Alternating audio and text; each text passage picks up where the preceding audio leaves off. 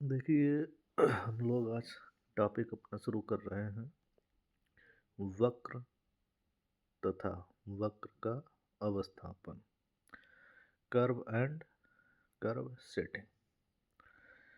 पहले हम वक्र को जानते हैं। वक्र होता क्या है? देखिए, कर्व जो होते हैं वो कहीं ना कहीं किसी सर्किल के पार्ट होते हैं। तो वक्र की इस तरीके से जो संरचनाएं होती हैं, ये ए बी, ये हमारा कर्व हो गया। तो इनको एक साधारण भाषा में कर्व कहते हैं। तो इनकी आवश्यकता क्या है?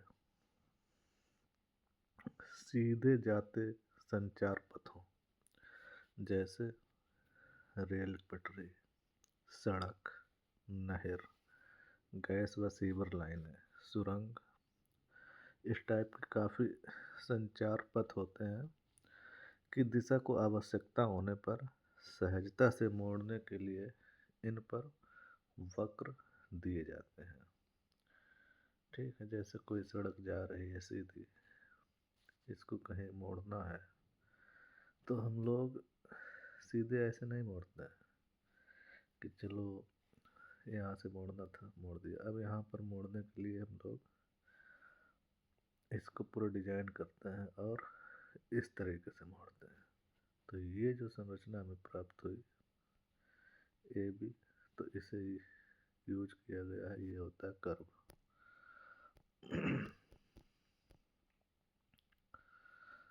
तो इनको सहजता से मोड़ने के लिए इन पर कर्व दिए जाते हैं। अब हम लोग पहले कर्व के प्रकार देखते हैं। Classification of curve. मोटे तौर पर वक्र निम्न दो प्रकार के होते हैं। सबसे पहला होता है वर्तुल या वृत्तीय, और दूसरा होता है संक्रमण, जिसको इंग्लिश में कहते हैं ट्रांजिशन कर्व।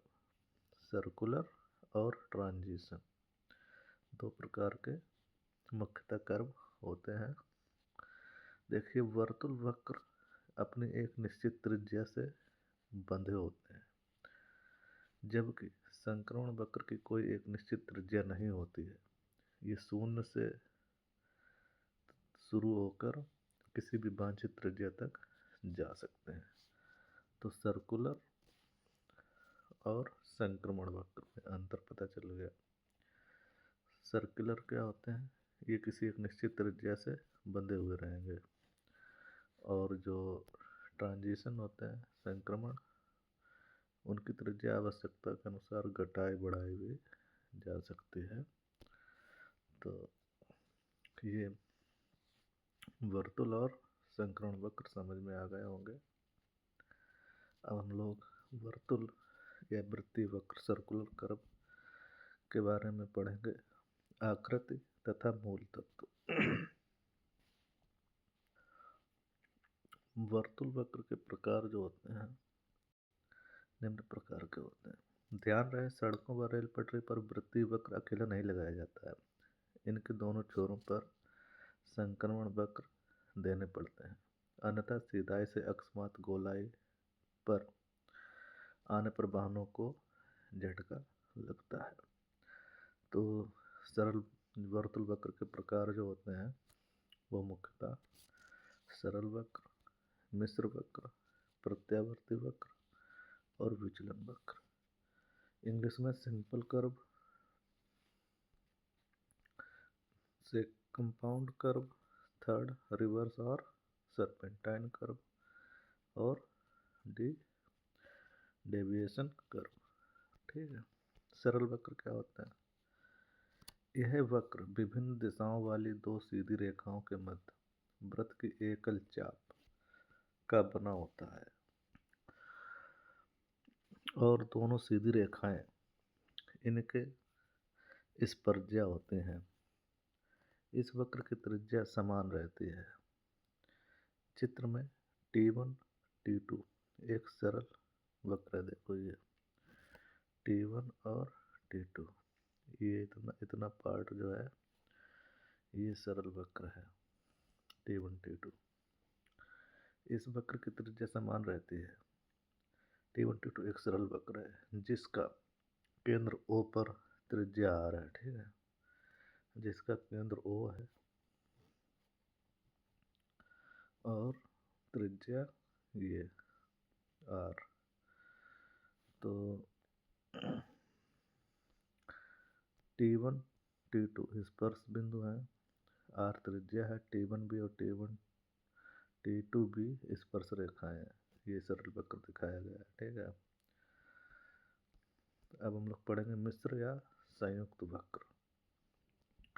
यह वक्र दो या दो से अधिक सरल वृत्तों की चापों से जिनकी त्रिज्याएं भिन्न भिन्न होती हैं बना होता है, परंतु त्रिज्याओं के केंद्र बिंदु एक ही तरफ और एक ही रेखा पर स्थित होते हैं और चापों का एक उभयनिष्ठ कॉमन स्पर्श बिंदु और एक स्पर्श रेखा होती है। देखिए चित्र में T1 E2 मिश्र वक्र है। T1 E2 ये पॉइंट T1 ये E और ये 2 यहाँ से चलता हुआ ये मिश्र वक्र है। जिसमें E उभयनिष्ठ स्पर्श बिंदु है। यह वक्र तब दिया जाता है जब संरेखण को किसी निश्चित बिंदु से पारित करना हो और एकल सरल वक्र पर्याप्त न हो, ठीक है। ये संयुक्त वक्र कहाँ पर दिया जाता है? जहाँ पर किसी निश्चित बिंदु से पारित करना हो और एकल सरल वक्र पर्याप्त न हो। देखिए ये दिखाया गया चित्र हमने बुक से लिए हैं, हमारे हैंड से बनने में ये हमारे पास सरल वक्र है T1 T2 फाई एंगल, ठीक। और ये हमारे पास मिश्रित वक्र कॉमन टेंजेंट, इसमें T1 E और T2 ये इस तरीके से बना हुआ है संयुक्त वक्र। अब हम लोग पढ़ेंगे प्रत्यावर्ती या उल्टा वक्र। यह वक्र दो विपरीत झुकाव वाली चापों से मिलकर बनता है। चापों की त्रिज्याओं के केंद्र भी विपरीत दिशा में स्थित होते हैं, परंतु त्रिज्याओं के मान समान अथवा भिन्न हो सकते हैं। चापों के मिलान बिंदु से निकलने वाली उभयनिष्ठ स्पर्श रेखा वृत्तों के केंद्रों से होकर निकलती है। चित्र में दिखाया गया है ये हमारे पास प्रत्यावर्ती कर्व T1 E T2 एक प्रत्यावर्ती वक्र दिखाया गया है। यहाँ से शुरू हुआ ये इस तरीके से T2 पॉइंट तक गया है। ये प्रत्यावर्ती वक्र है। त्रिज्याओं के केंद्र O1 व O2 है। यहाँ पर ये O1 और ये O2 दो पॉइंट हैं, ये इनके केंद्र हैं दोनों के, और इसे एस वक्र भी कहते हैं, सरपेंटाइन कर्व भी कहते हैं। इस वक्र का प्रयोग पहाड़ी सड़कों के उपगमन पर अधिक होता है। जब दिशा को बनाए रखते हुए किसी बाधा को लांघना होता है, यह वक्र दिया जाता है। तेज गति से चलने वाले वाहनों के लिए ये वक्र परेशानी उत्पन्न करते हैं। विचलन वक्र, यह दो प्रत्यावर्ती वक्रों को सतत रूप से मिलाकर बनाया जाता है। इसकी जो शक्ल होती है दो एस जैसी होती है। मार्ग की सीध में पड़ने वाली किसी अडिग बाधा से बचकर निकलने के लिए विचलन वक्र अपनाया जाता है। बाधा पार करने के बाद संचार रेखा पुनः अपने मूल संरेखण पर आ जाती है। ये देखिए यहाँ से जा रहे थे, बाधा आ गई, कर्व ले लिया, फिर सीधे उसी रूट पे आ गए, ठीक है। सड़क व विचलन वक्र था ये। सड़कों व रेल पटरी की मरम्मत के समय यातायात को अस्थायी तौर पर मोड़ने के लिए मार्ग पर विचलन वक्र दिया जाता है।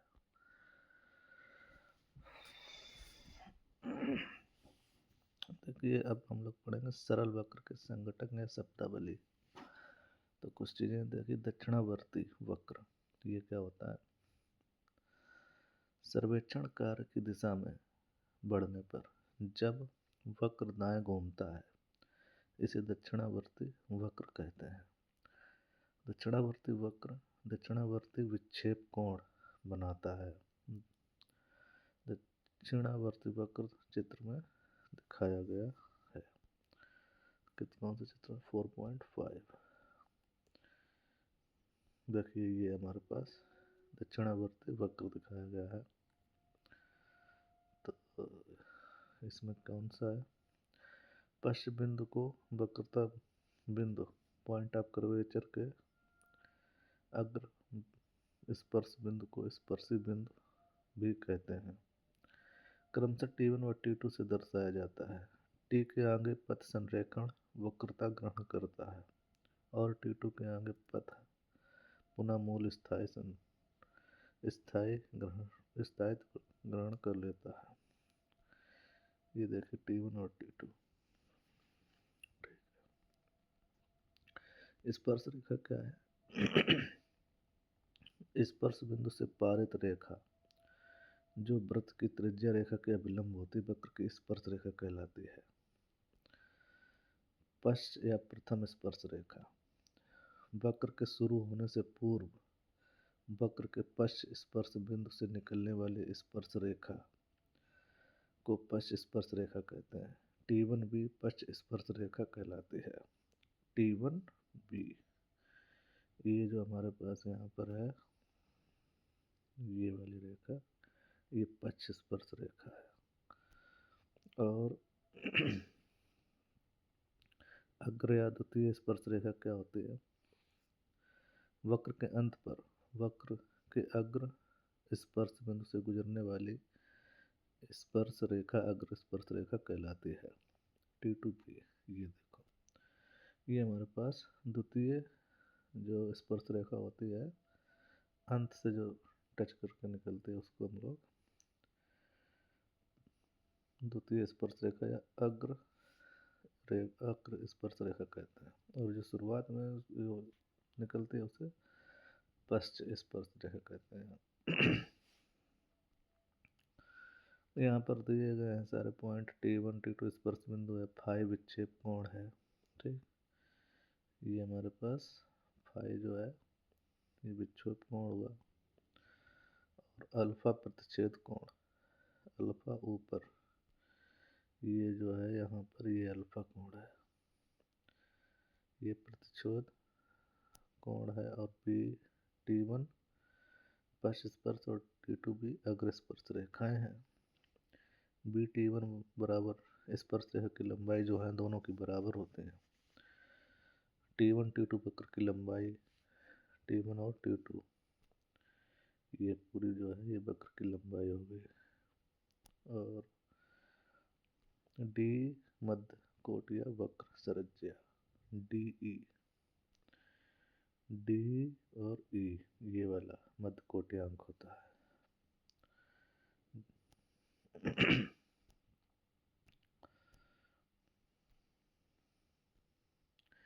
T2 देख लेते हैं, दीर्घजीवा भी जानना चाहिए हमें। T2, इस चित्र में E कहाँ पर है? ये, और T2 हमारा ये E और T2 ये दीर्घजीवा, ठीक है। DR हमारा वक्र की त्रिज्या है, ये जो होती है ये वक्र की त्रिज्या R होती है। इस कर्व में चीजें समझना जरूरी होता है। ये हमारा प्रतिच्छेद कोण अल्फा, ये हमारे त्रिज्याएं, वक्र की त्रिज्या, दीर्घ त्रिज्या, ये एक प्रथम स्पर्श रेखा, द्वितीय स्पर्श रेखा। ठीक है। T1 T2 वक्र की लंबाई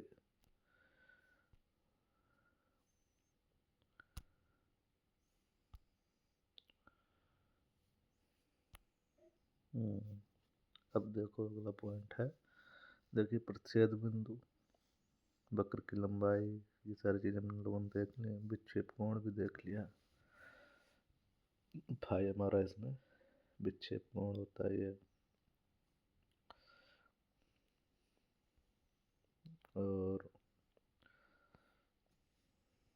पढ़ लेते हैं, ए वक्र का स्पर्शी रेखाओं के मिलन का बाहरी कोण होता है।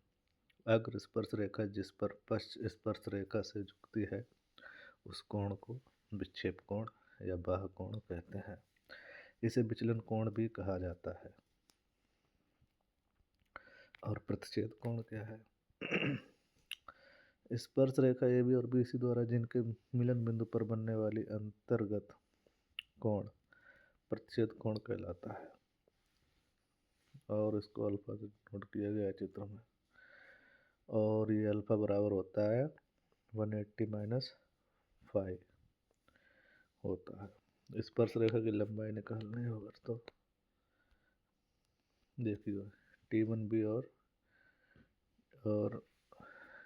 B T2 होते हैं, ये दोनों बराबर होंगे। दीर्घ जीवा लांग चौड़, वक्र के दोनों स्पर्श बिंदु T1 व T2 को मिलाने वाली सीधी रेखा TE T2 को वक्र की दीर्घ जीवा कहते हैं। इसे L से प्रदर्शित करते हैं। चलिए दीर्घ जीवा देख लेते हैं। T1 E T2, ये हमारे पास दीर्घ जीवा इसमें लिखा था T1 E T2, ये है पूरी दीर्घ जीवा। ठीक, इसे वक्र की लंबाई भी कहते हैं।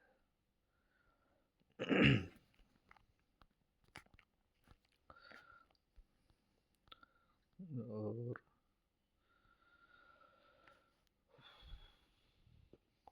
सामान्य जीवा क्या है?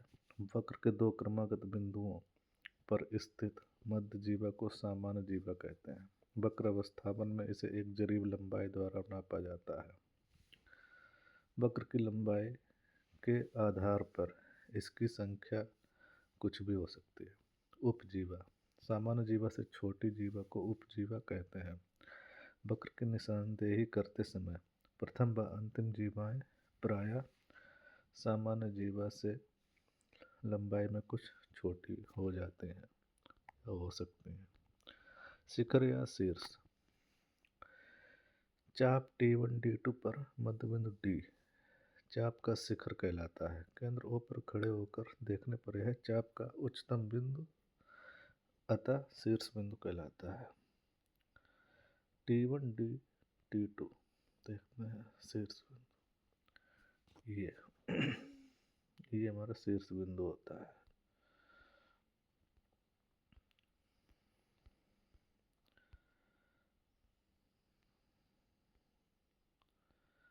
सामान्य जीवा हो गई, उपजीवा पढ़ लिया है, शिखर या शीर्ष।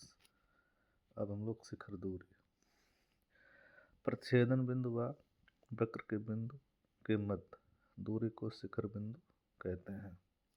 मध्य कोटि क्या होती है? वक्र के शिखर बिंदु और दीर्घ जीवा के मध्य बिंदु को मिलाने वाली सीधी रेखा को मध्य कोटि कहते हैं। इस लंबाई को वक्र सरज्या भी कहते हैं। इसे एम से डिनोट करा जाता है। और केंद्र कोण, वक्र की चाप द्वारा केंद्र में बनने वाले कोण को केंद्र कोण कहते हैं। यह कोण विक्षेप कोण के बराबर होता है। देखिए अब पढ़ते हैं वक्र पद की संज्ञा, डिजिग्नेशन ऑफ कर्व। वक्रों को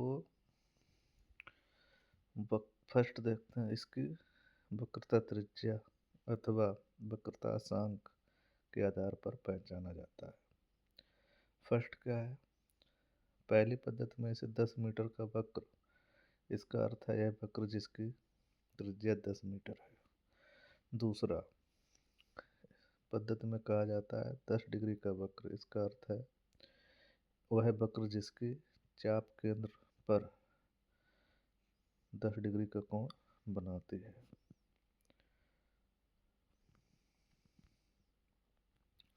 पहली पद्धति ब्रिटेन में अपनाई जाती है, जबकि अमेरिका, भारत आदि देशों में दूसरी पद्धति का चलन है। वक्रता अशांक या वक्रता की डिग्री क्या होता है? वक्रता अशांक को निम्न दो प्रकार से परिभाषित किया जाता है: चाप परिभाषा, नंबर बी जीवा परिभाषा। चाप परिभाषा क्या है? चाप परिभाषा इस प्रकार है: एक निर्धारित लंबाई 30 मीटर वाली चाप, मान लिया हमने निर्धारित लंबाई कोई 30 मीटर वाली चाप, आर्क अपने केंद्र पर जो अंतरित कोण बनाती है उसे वक्रता की डिग्री या वक्रता अशांक कहते हैं। यह चाप परिभाषा कहलाती है। कुछ लेखक चाप की लंबाई 20 मीटर मानकर गणनाएं करते हैं। और जीवा परिभाषा, एक निर्धारित लंबाई 30 मीटर की जीवा अपने केंद्र पर जो अंतरित कोण बनाती है उसे भी वक्रता की डिग्री या वक्रता अशांक कहा जाता है। इसे जीवा परिभाषा कहते हैं। दो परिभाषाएं 4.6 में चित्र के अनुसार दर्शाई गई हैं। मोटे तौर पर ये परिभाषाएं इस प्रकार भी लिखी जाती हैं: वक्र की एक निश्चित लंबाई की चाप द्वारा वक्र के केंद्र पर अंतरित कोण को वक्र की डिग्री कहते हैं। चाप परिभाषा और जीवा परिभाषाएं दोनों चित्रों में दी गई थी। ऊपर दी गई चाप परिभाषा सड़क विभाग में और जीवा परिभाषा रेलवे विभाग में प्रयोग की जाती है। सड़क में चाप परिभाषा यूज करते हैं और रेलवे में जीवा परिभाषा यूज करते हैं। ये दोनों दी गई हैं, चाप और जीवा। वक्रता की त्रिज्या क्या होती है? देखिए, चाप परिभाषा के अनुसार जब जरीब 30 मीटर मानक है तो उसके लिए हमें एक फार्मूला मिला,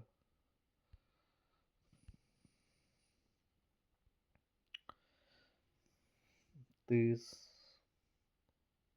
अपॉन डी 2πr/360। यहाँ पर अगर हमें कोई डी जो है 30 मीटर की है यहाँ पर, तो नहीं, डी 30 मीटर की नहीं है, ये एल है, एल अपॉन डी जो मीटर में रहेगा। 30 मीटर ले लिया, 2πr डी है डिग्री और यहाँ पर 360। यहाँ से हमें कर्व की त्रिज्या निकालनी रहेगी तो हम लोग इस फार्मूले से निकाल सकते हैं, 1719 अपॉन डी लगभग में 1 डिग्री वक्र की त्रिज्या 1719 मीटर होती है। ठीक है। आर का यह लगभग 5 डिग्री तक ही मान्य है। इससे अधिक डिग्री के वक्र के लिए परिशुद्ध गणनाएं करें। डी रेडियन में होता है।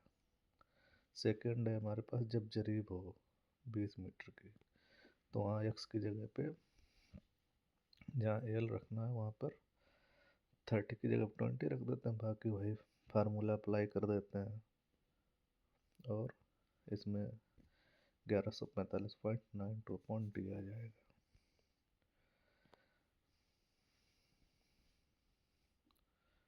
4 डिग्री 18 मिनट उत्तर आएगा इसमें जब हम डी की वैल्यू पुट करेंगे।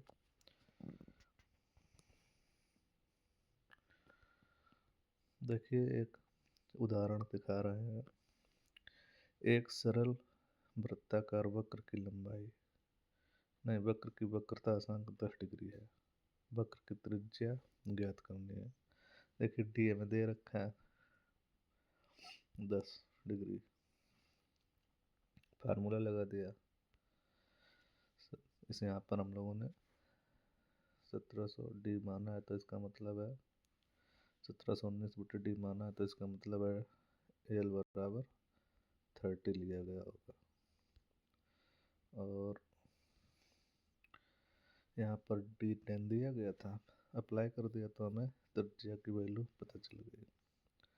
और सरल वृत्तीय वक्र के मूल तत्व विक्षेप कोण, प्रतिच्छेद कोण और स्पर्श रेखा, वक्र की लंबाई, एल जीवा की लंबाई, बीडी शिखर, मध्य कोटि अंक, केंद्र कोण देखो निकालना रहेगा तो